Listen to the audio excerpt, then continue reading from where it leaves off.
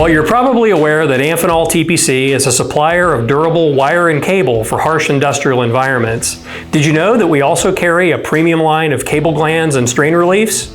We call these grip seals and Kord-Gards, and they cover a wide range of styles, including aluminum, nylon, stainless steel, heat and chemical resistant in both straight and 90-degree styles, with or without strain relief.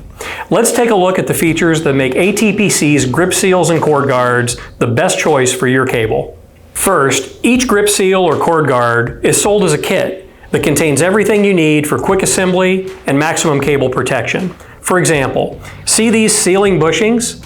Most cable glands or kellums come with only one of these, so you need to stock a lot of different part numbers to cover your range of cable diameters. Amphenol TPC's grip seals and Kord-Gards come complete with multiple bushings in the kit, so you've always got the right size without carrying excessive inventory. Next, notice the recessed O-ring on the mounting flange as well as the lock nut.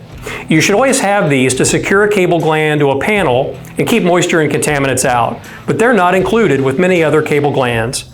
All grip seals and Kord-Gards come complete with these at no extra charge, so you always have them for your install. Let's look at the mesh strain relief on the Kord-Gard. Notice our multi-weave stainless steel construction. The mesh is doubled up on the bottom half, on the larger sizes, all the way to the top, for extra strength where you need it most. This prevents the cable from bending too close to the panel and creating a pinch point. Not all strain reliefs have this. Amphenol TPC's Kord-Gards always do.